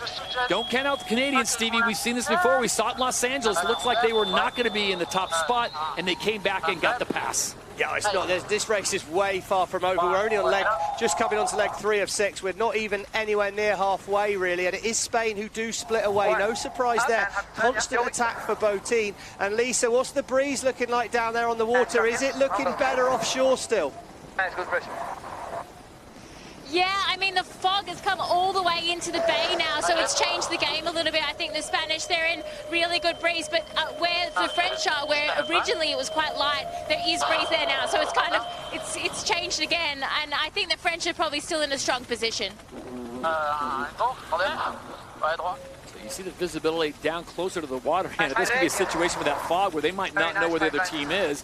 But they right now have good visibility as they go through that chopped up water. Spain has the advantage, or right away, I should say. Yeah, and they've made the jump there over Canada. That obviously was a good call to take that left turn, and now they're sailing into slightly less tide as they get closer to that shoreline. Right of way Spain here, Hannah, and it looks like they're going to get it. Oh, we called it. Left turn at the bottom was huge. This race is all wide open, but the Spanish boat right now looks so fast. Yeah, they look really nice and settled now. The breeze is up, don't they? So they're going to be hard to beat from here, but I know that the French will keep pushing. The thing to remember as well here, Todd, is that the Spanish made a gain by coming away from San Francisco. That's where France are going, where the North Star Canada team are. So potentially Spain are sailing into less wind. Lisa did think it was a bit better on that side, but this race is going to keep going all the way to the wire. With the San Francisco skyline as a backdrop, the French spin the boat around, currently in second place. Big grinders across the front there. Matty Van Dam, he's straight across in there. Going to start pushing hard on those handles. And they've got the right of way when they meet back up with the Spanish. No problem, all good, we're clear. Just a little bit unsure how they were looking on Canada, and Florian there, calm voice when it was needed. We're clear. I think they're just across, but are they across the French? This race is all on, Todd. Here we go as they approach gate number 3. Oh, Nicole sounded confident there. All good, they touched down. I mean, that's a marginal call, but she was confident. That's what you want to hear as a driver out there. Confident calls from your strategist. And to me right now, Spain looking phased. Look at that, Nicole van Velden, still with that bad leg. She's struggling across the boat, but you can't say she's not a fighter. That is for sure. As in the background, Canada and France are having to take avoiding action, and that's going to mean a big gain for the Spanish team up at the top here. But another big decision. Do you turn left and head to the shore, or do you take this right turn and hope to find more breeze? Another crucial decision for the chasing boats here. And here we go. It is Spain that'll make the decision first, and they will opt for the left-hand side, so they will go closer to shore. Who will split the course and who will follow? I think the Canadians will split. They've got to. They're going to save manoeuvres. France are going to follow, but France are going to lose distance doing that. So really, I think for Spain, that was a huge moment. France always had to split. If they followed Canada, they would have just been sailing in disturbed wind, which they're just going to be sailing slower. At least now they got a chance to be fast, but doing that manoeuvre, they've lost meters in that. So here it is, the situation at hand. It is Spain out in front. They will go down to the bottom of the course. They will turn, come back up, and then it'll be a left turn to the finish line. Can they hold off the Canadian? Giles Scott, he is a master-class sail, and we'll see what they can pull off. The two-time Olympic gold medalist in the fin class. Well, they were elbows up in LA, weren't they? They were hoping for a bit of a double-double here in San Fran, but right now they're going to rely on a mistake for the Spanish because they're sailing really nicely on board that Spanish boat. Get last at gate 3, they were third at gate 3, Hannah, and look at this, nearly 200 metres ahead. I mean, they're going fast. Yeah, they've got a really great lead. They definitely wanted that left turn at the top. I think they're coming down in really nice pressure at the moment, and if they just keep calm, they should be able to pick their gate mark at the bottom and keep it nice and simple. All right, Hannah, look at your crystal ball. Which way does Diego Botín and the Spanish go when they get to the bottom of the course? What do you think? Well, I think they'll probably want to turn right. It looks like they're setting up just for the ley line there, so that means they don't have to have any more maneuvers, but Canada are catching up. Look at the speed difference. Canada checking in around 76 kilometers an hour. The Spanish now just picking up their speed. They hold at 72. Interesting call here. I was going to say Spain gained by coming away from San Francisco.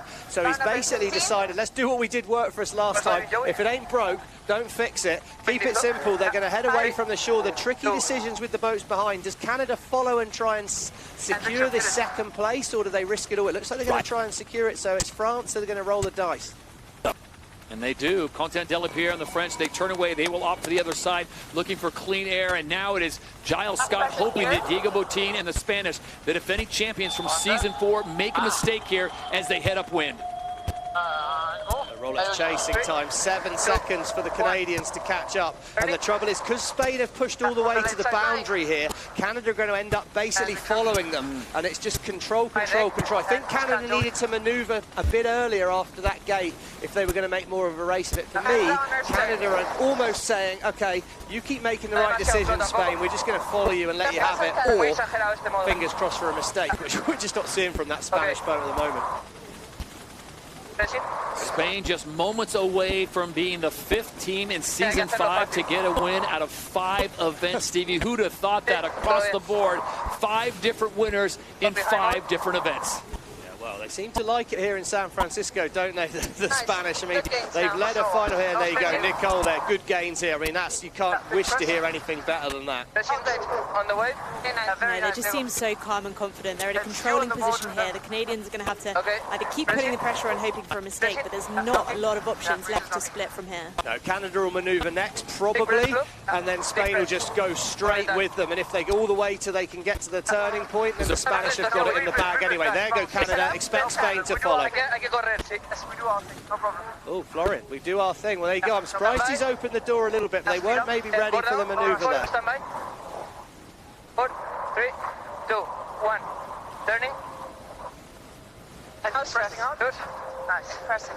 Surprised that Diego Boutin does all this in English. Yeah, yeah, I know. It's really impressive. It's great for the commentary, isn't it? It does save us having to do as much talking.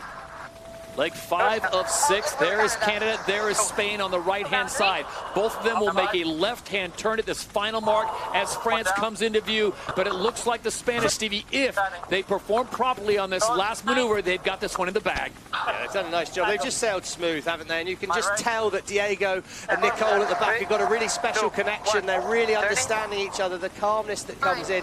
Team's work's clean. They've executed that well. Just about a turn now, and then they can enjoy once again an event-winning run to the finish here in San Fran. 3, 2, 1. I'm down.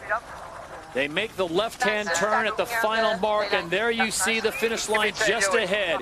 As they come across the line, no big shocker here. They won 2 races in the fleet race, and now the Emirates winning moment. The celebration can begin. Spain rules San Francisco again. I've watched Rafael Nadal win enough tennis events to know that Vamos is a good thing. And I might not speak a lot of Spanish, but what an Emirates winning moment that is there. It means a lot, doesn't it? Their season now is fully up and running. That's huge. North Star Canada, another good result for them. They're really the form team at the moment. First event win since season 4 win in San Francisco for the Spanish as they claim this one at the Oracle San Francisco Sail Grand Prix. Diego Boutin, Florian Trittel, the entire squad getting it done. Nicole Vandervelde and Stevie, you talked about it, the injured leg, but she did work on that boat today to get them in. France will come through and they will finish in 3rd, but they will pick up some valuable season points. Once again, tip your cap to the Spanish as they dominate on the Pacific.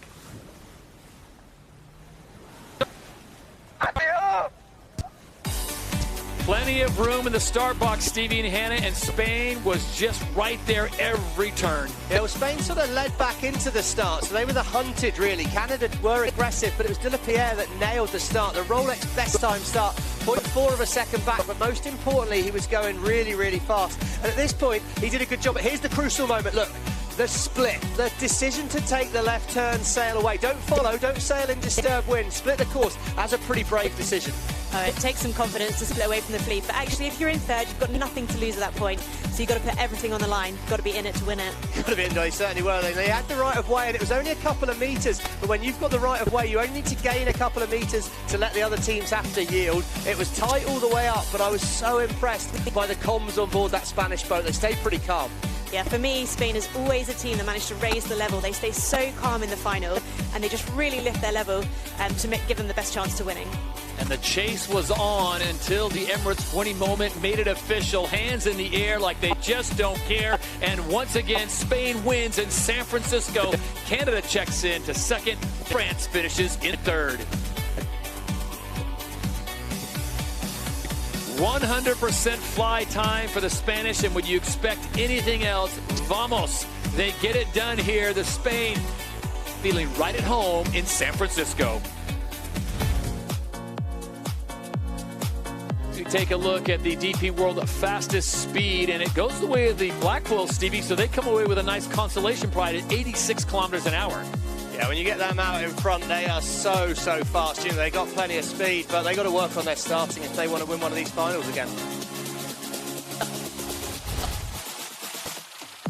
What a day of racing in front of a sold-out crowd here in one of the most beautiful settings for sailing anywhere in the world. It is Spain that gets the win, Canada in 2nd, France in 3rd.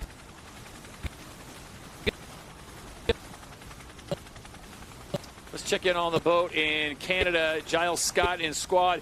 Giles, not the finish you guys wanted, but you get into yet another final. You back up last weekend's first with a second. Got to be feeling pretty good. That team is sailing so well together. Yeah, we are. Look, we just had a little heads together after that final race, and yeah, we're a little bit disappointed with the way that we finished that off. We felt that we could have had half a shot at an amazing event, amazing time here on the West Coast, and yeah, we've had some good results, so we're in a good spot, and yeah, looking forward to the next one. Appreciate the time, Giles. You guys did a great job once again. Annie Hager, Paul Campbell, James, and the rest of your crew. We'll see you in Rio. So as Canada settles for second place, that is not a bad 2 weeks' work. Stevie and Hannah, they go first, they go second. The West Coast has been very good to the neighbors to the north. A great job of sailing, but in the end, just too much Spain. No one could track down Diego Botín. They just made great decisions. Yeah, they do, and I think, you know, some teams react better to pressure than others, and it seems like the Spanish have got in a really good rhythm, and they just sailed away once they got ahead. France gets into the final once again, and the moment I think a lot of people will be talking about, of course, is that incident with Australia. Let's go back to race number 5, the first race of the day, where the Swiss got the win because France had a foul at the end, Stevie. But France, Spain, they really served notice to start Super Sunday.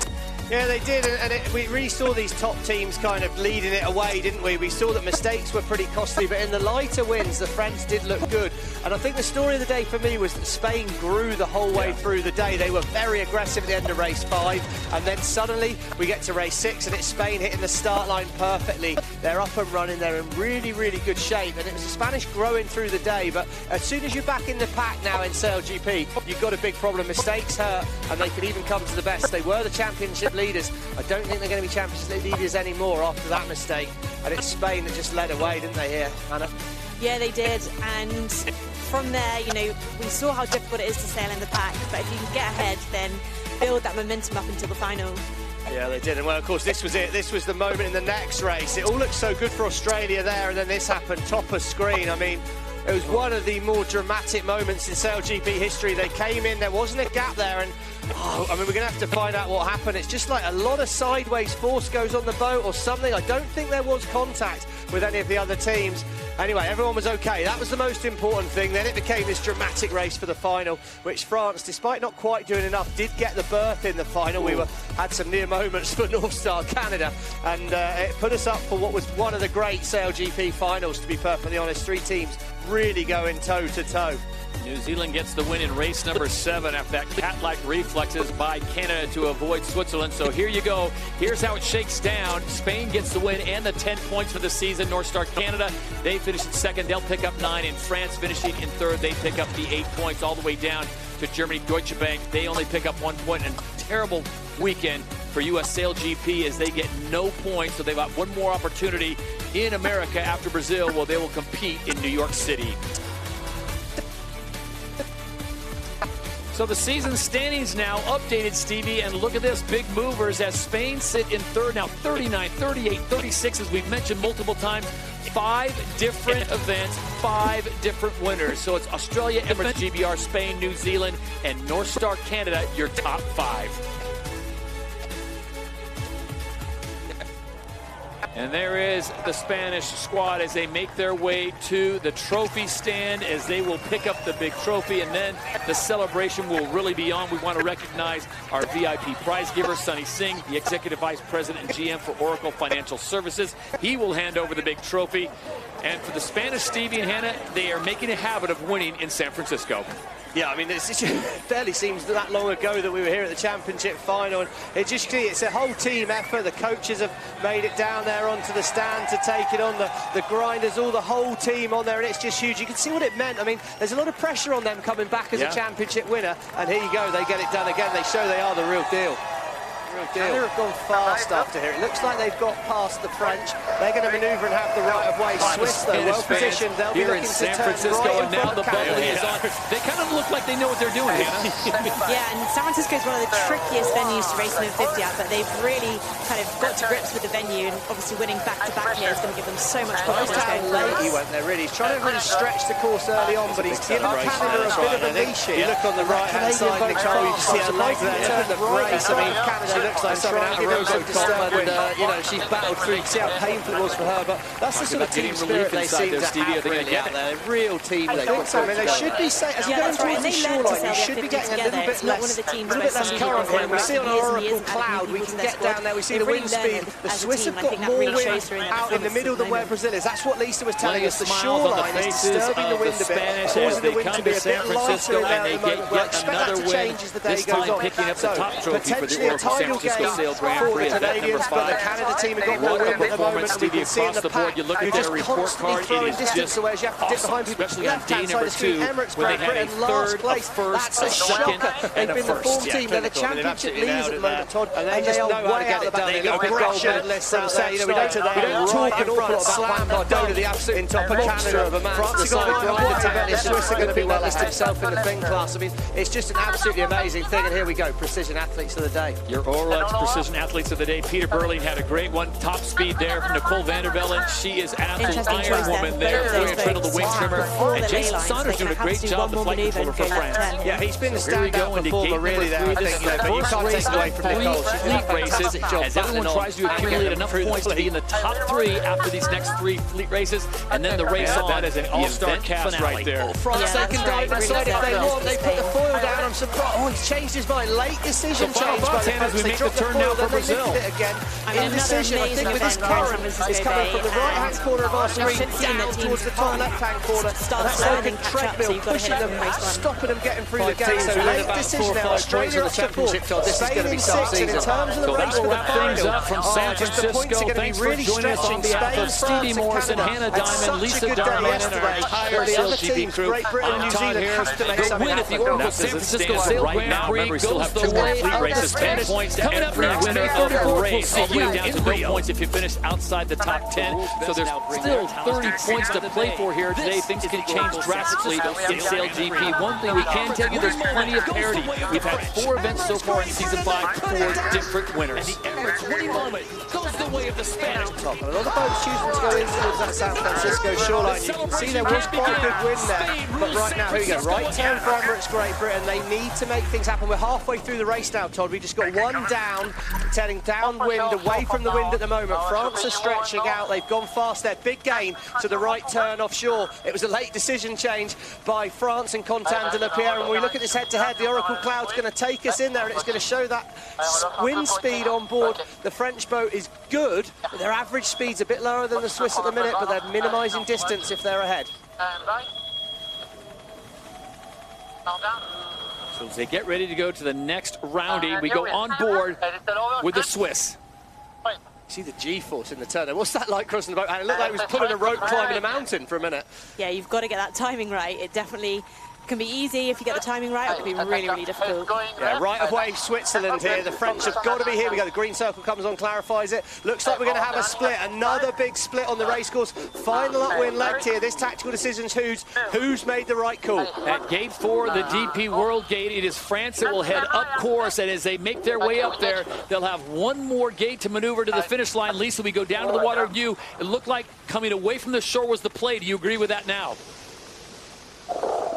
Yeah, there's just more wind out there, but obviously, as we were talking about, there's that tide where Switzerland is right now. That's the least amount of wind. It's really protected from the land. So unless they nail the foiling maneuver, it looks like they just did.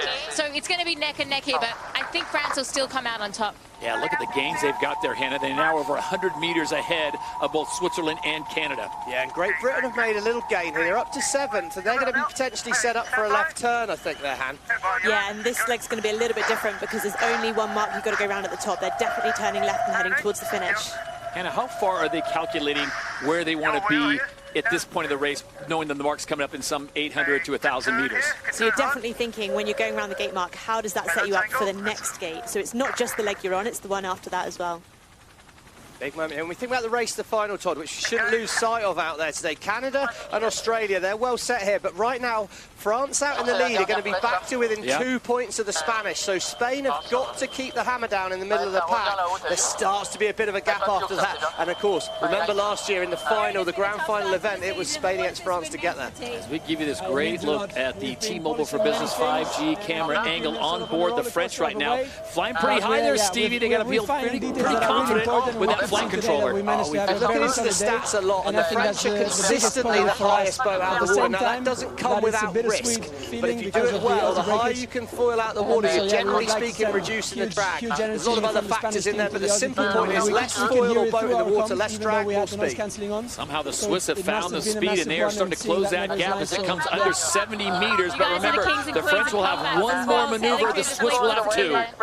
I mean, it's super fun. I think the French, if the Swiss have made a gain on this side away from the shore, that's where the French are coming back to now. At the moment, as you head in towards San Francisco, what we're going to call the left-hand side of the course, where the Swiss are going, there seems to be consistently less wind, and less wind is not good. As it stands right now, it would be Canada, Australia, and Spain making it in, with the French missing out by just 2 points. But a lot can change now, especially if France can get this win. 2 more fleet races to go before we have the event final. Yeah, it just looks a huge gain. And just as we cut away there, you could see Spain were looking like they might be ahead of Canada. It's really a big feature on the course here. But what never stops being a feature is that good manoeuvres mean points. And the French there have done a beautiful manoeuvre. They've sailed a clinical race here, been very clean. They've overtaken the Swiss. And right now, well, they look pretty well set up. Left turn and then head straight to that finish line. So now it looks as if the battle is on for second and third place. Those are valuable points, especially if you were Spain, Canada, and of course the Australians always seem to be in the mix. And here it is, the final mark, and it will be France making that left-hand turn heading towards the finish line. Yeah, well set up here. Looks like the wind had turned to the right, so those people that had come to the bottom right-hand corner of our screen sailed a lot less distance and in more wind. And in race number 5 on day 2 at the Oracle San Francisco Sail Grand Prix, the Emirates winning moment goes the way of the French. After a tough finish yesterday, wouldn't it, when they lost that win? Oh, it's tight in there. Spain dive inside. I think they did have rights. They did just. Huge move by the Spanish. That makes a big difference to our overalls. Tom Slingsby will hate that. Absolutely snuck in on board. And look at Canada, though. Canada has the speed. Can they get the pass? I think they're going to struggle to get through the disturbed wind, but it's another place game. 2 places lost for Australia. That's going to put them right back into the fight to make the final. Big maneuver by Spain and Diego Botín. Australia now will come in 5th. Well, Emirates Great Britain, look, they're right in the melee. They still, of course, on the leg going back up towards the next mark, right at the back of the pot there. Slingsby will hate that. Remember at the end of Los Angeles, Todd, Slingsby said every point counts. How crucial will those 2 points be as this day goes on? So now the battle is on for 7th place. It is currently being held by Red Bull Italy with the Black Foils of New Zealand. We haven't spoken much about them in this race. They look like they're going to grab an 8th. Yeah, I mean, it's disappointing for the New Zealand team there. The Black Foils are going to be really disappointing. That puts them, they're still in the mix here. They're going to be 6th, but they're over 10 points out of the final with just 2 races left. So they're really relying on some big mistakes from the teams in front. Germany, Deutsche Bank holding on to 9th. Here come the Americans, US Sail GP trying to close down and see if they can get it done. It's not going to be the case. Inside, Todd. Look, there's that mark. They can just sneak inside. They've got the right of way. You've got to thread the needle there. Oh, Botín, full of confidence and aggressive. And they not only did they dive inside, but they execute the manoeuvre and look up and foiling already. That was pure aggression. What a great race as Germany Deutsche Bank just edges out the Americans to claim that point in 9th. The U.S. gets 10th, and Emirates GBR really struggling. They'll come across in 11th. So let's go back and take a look at a very exciting race number 5, the first race of the day on Super Sunday. Well, of course, the start was pretty clean, and Canada absolutely nailed their timing there. But it was the Swiss on the inside who really drove towards Part 1 in a strong position. You see how high they were pushed. And here we go, crucial decision time. And when you're in the lead, you get to control that. Canada were held out by the Swiss. France went early, Switzerland went early. It lined up well. Those two then led away from here. And we saw a bit more of a split than we maybe thought before the first race of the day. And Mubadala Brazil came out really nicely from that left turn, splitting from the fleet.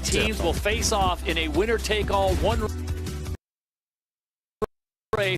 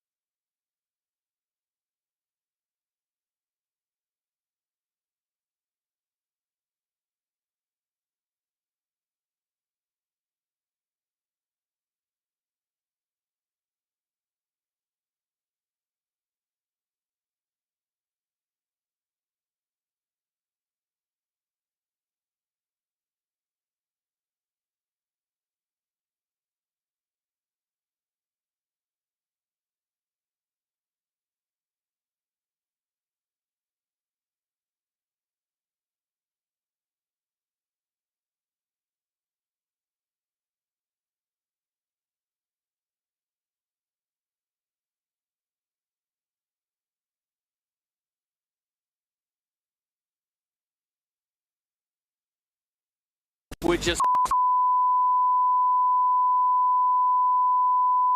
with the championship in November in Abu Dhabi. Before we kick off today's racing, here's a recap of day one in San Francisco with Hannah Diamond. Day one of San Francisco saw the 11 teams fight from the get-go. There is a big pile up at the top of the line. Delapierre's going to be gone at Mark 1 with that start. Absolute magic from the French. With unpredictable gusts coming down the mighty San Francisco Bay, there were plenty of opportunities for overtaking. The black foils from nowhere, they're back with a bang. For the home team, it was a tough day on the water. The US team just had a massive incident. Oh, the Americans. Oh, the US team, they've had an absolute howler. France fought off the triple champions Australia to take a first victory in San Francisco. Spain once again showed why they are serious contenders this season. With a win in race 3 and a neat set of results, they are firmly inside the podium going into day 2. The defending champions from season 4, Spain, get the whole shot. Australia, despite not winning a race, they're right in the mix. They picked up places in every race and are in second, just 3 points from the top spot. The story of the day, though, was North Star Canada. So Canada will take the win in race number 2. They clinched the final race of the day with a classic match race move on France.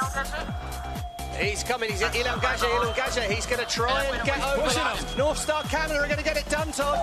The Emirates winning moment goes the way of the Canadians for the second time today, just edging ahead of the French. Well done, everyone. That was stressful. Following the 4 fleet races yesterday, the standings look like this. North Star Canada lead the fleet with 35 points. Australia sit in second, and last season champion Spain hold down third. A 6-point drop back to France and New Zealand tied in fourth. Then it's overall season leaders Emirates GBR, Switzerland, Red Bull Italy, Germany, Deutsche Bank, and Mubadala Brazil.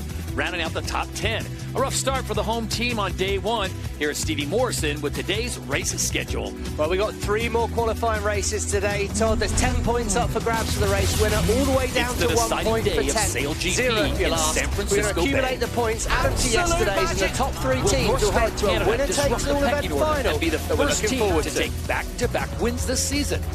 Canada are making no mistakes. Can We're Emirates back on San GBR Francisco hold Bay on for as day 2 series of this leaders? weekend's racing. Wheels are coming off for them Teams at the will end need of to hit the today. line with speed if they want to take the lead at Mark 1. Rise to the From occasion. here, the boats take a left turn and try to sail the shortest distance to gate 2. Welcome At each gate, to Sail teams can choose to GP. turn left or right. Remember, the boats can only sail at an angle to the wind and must factor both the wind and the tide into their strategy. The tide, shown by the blue arrows, will be coming in from under the Golden Gate Bridge all day, in the same direction as the wind, which means relatively flat water will knock some of the power out of the gusts. Starting well and minimising mistakes will be the difference to the day. The team wants to take a win in front of the adrenaline now. So it'll be 11 teams off the line today. If you were with us last week in Los Angeles, Rockwell, Denmark had a collision with a course marker, so they are out until the next event, at least in Brazil. Located in an ideal position for win. The Northern California Coast medalist Lisa Darman. Class sailing. Following a stop in Los Angeles Well, last once week, again, we and the have world's glamorous best now bring conditions their out talents on to the the bay city by the bay. here. Coming One of from the the most Golden Gate respected Bridge, the venues for west sailing. westerly wind This is the Oracle averaging San 20 Francisco kilometers per Sail hour, Grand Prix. gusting to around 30 The Golden kilometers per hour. State welcomes It is the pretty 12 cold, international dense teams who air, must which first means